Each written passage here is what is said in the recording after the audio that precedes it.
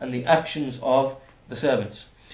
And then the final part of the hadith, which is actually, the Shaykh says that this is actually the statement of Ibn Mas'ud. So at the end of the hadith there occurs, by Allah in whose, by Allah besides whom there is none worthy of worship. Indeed, one of you does actions which are the actions of the people of paradise up until there does not remain between him and between paradise except an arm's length, and then the book overtakes him, and then he does the actions of the people of the fire, and therefore he enters into it. So the Shaykh comments and says that this is because the Shaykh says regarding this, that regarding that a person, he could for the whole of his life he could be acting in obedience, and he could be acting in obedience, and then what will happen after that is that he chooses to be wretched, meaning he chooses to be upon disbelief or something like that, and by choosing to do so, then he is then in agreement with what the angel had written initially, that he will be shaqi. Right? So this again doesn't mean that a person has been acting all of his life, then all of a sudden he's been forced to do something which will end up in him being wretched. This doesn't mean that. It just means that this person's been obedient all of his life, and right at the very end he chose to be upon disbelief, and by doing so he was in agreement with what was written already, that he would choose that and that he would do that. Right? This is what is meant. And the Shaykh says likewise, this is like what has been said by the Salaf, al-Khawatim Mirathus Sawabiq, which means that the deeds that people die upon, by which their lives are sealed, then they are just they are the inheritance, or if you like, the legacy of the sawabiq, meaning of that which has already been decreed previously, or what has been written by the angel.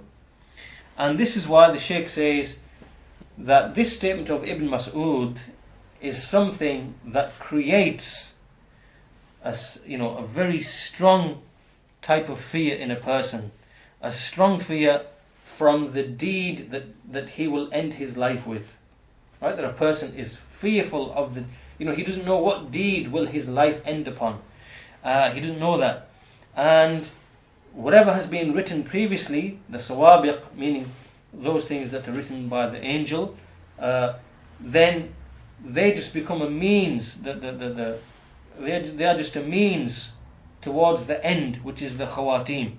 And so therefore a servant is always in great fear about this issue of how will he, what will his final deed be.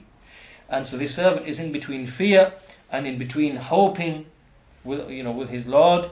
And so therefore this person, he should really be, he should strive in the path of Allah, and struggle and strive in the path of Allah against his soul, and make this jihad against his soul, and he should be upon righteousness and istiqamah. He should remain firm upon obedience to Allah, because if he does that, then it is hoped for such a person that his life will be sealed with an ending which is an ending of happiness.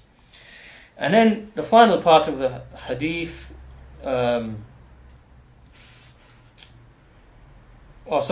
Shaykh is still upon the same sentence, and he says, again commenting upon the same sentence, that a person can be so close, he can be so close to something, and then the book overwrites him, or the writing overtakes him, and so therefore his affair right at the very end, it could be apostasy, and refuge is from Allah.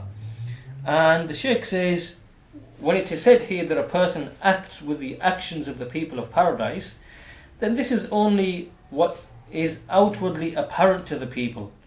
As for his heart, then Allah knows best. We don't know what's in people's hearts, and we don't know what's in the hearts of those people who eventually deviate, and then Allah causes their hearts to deviate. We don't know that. We don't know that, but we do know one thing with certainty, which is that Allah the Mighty Majestic is wise and just. He is wise and just, and He will never ever wrong anybody.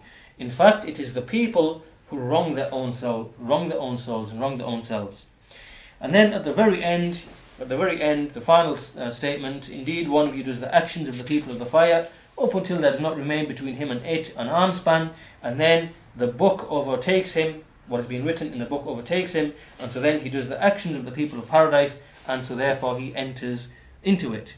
Reported by Bukhari and Muslim.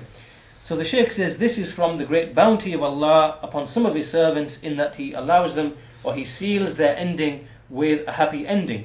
So in other words, they die upon an action or an ending which is good.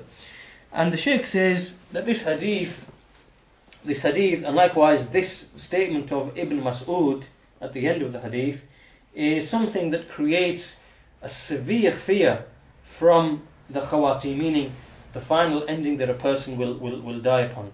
And so a person, he then, when he realizes this, he then starts to think about, well, what's already been written for me?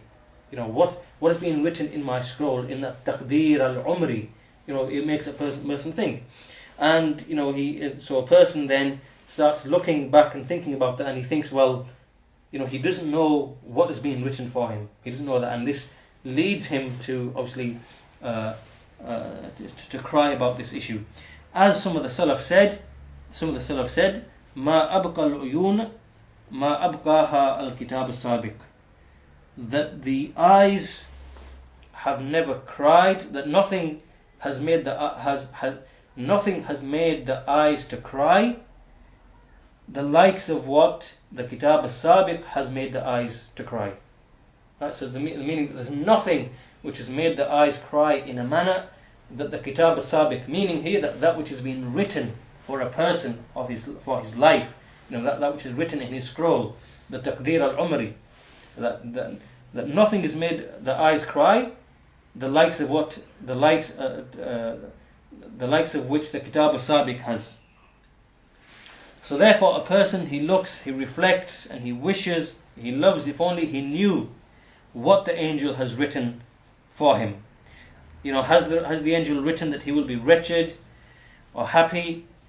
And if he knows that he's been written as someone who is sa'id, as happy, then he will be at ease and he will be in happiness. And if it's been written that he will be wretched, then he will, if he knows there has been written as someone who's been written as wretched, then he will strive as much as possible to do the actions of the people of paradise up until he's written as one of the pious people. Because remember, even though in the taqdeer al-umri he may be written as someone who is shaqi, he can still be written as someone who is sa'id, happy, in the Lawh al-Mahfuz. Right? So therefore, as we said before, that this forces a person to act, and it gives him the impetus and the motive to act and to do righteous actions, and so on and so forth. However, Allah the Mighty and Majestic, He's hidden this knowledge from us. Allah hasn't given us this knowledge as to whether we are written as sa'id or shaqi in this taqdeer al-umri. Allah has hidden that from us for a reason, for a purpose, from His wisdom. And this is so that people remain serious and strive to do their actions. Right? This is the reason why. And so that the people, they compete with each other in bir and taqwa, and so therefore the one who is eager and the one who just wastes his time, that they're not considered to be the same. And so that the one who is a mujahid, who strives and struggles against his own soul, and who struggles against his enemy, which is Iblis, that he is not treated the same as the one who is just a waster and who follows his own soul, he follows his own desire. So ma abqa al-uyun ma abqaha al-kitab al-sabiq, that nothing has made the eyes to cry, the likes of which the kitab al-sabiq has made the eyes to cry. So, and then again the Shaykh says, another statement made by the Salaf is qulub al-abrar mu'allaqatun bil khawatim, that the hearts of the pious people are attached to the khawatim, they say, how will our ending be sealed? وقلوب السابقين أو المقربين معلقة بالسوابق يقولون ماذا سبق لنا. But as for the hearts of the sabiqeen, meaning those who are foremost in good deeds and who are closest to Allah, their hearts are attached to the sawabiq, meaning their hearts, what they think of is what has already been written for them in that scroll. And they say, what has already been written for us? And that's what they think. And that's what they say. So the Shaykh says that this statement here is an example of the very severe fear that you find in the hearts of the people of Iman, the people of faith.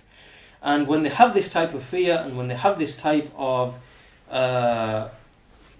fear, this doesn't mean that that this person is, hesitant in obedience because they don't know what's been written for them. This doesn't mean that. This means that this fear that they have and they don't know what's been written for them is something that spurs them and motivates them to be very, very firm and resolute in making preparations to meet Allah the Mighty and Majestic. And so therefore, all of this shows and indicates that having Iman in Al-Qadr, as has been indicated by this hadith, that it has great and mighty benefits and fruits in helping a person to act and to have certainty and in rectifying the hearts of the servants. Right? This is one of the benefits of the fruits of believing in Al-Qadr and knowing these affairs and these issues that are mentioned in this hadith. So therefore, the pious people are the ones who believe in Al-Qadr, and as for the wasters, the people who waste their time and who, the ones who find fault with Al-Qadr, that they are the ones who will waste their lives and end up in ruin. And each one amongst them, they all have their own ranks and degrees with Allah subhanahu wa ta'ala according to the blessing and the favor. And so in other words, meaning that there are those who are the muqarribeen and sabiqeen, who are the closest to Allah. There are those who are the ashabul yameen, the people of the right hand. And there are those who are the people of wretchedness, who have levels and degrees in the hellfire. And this is how it is. And so we seek refuge in Allah from abandonment by Him. And this is the end of the explanation of the hadith. And this concludes today's lesson. And so inshallah we stop our lesson today here, and then we'll continue in the next lesson inshallah.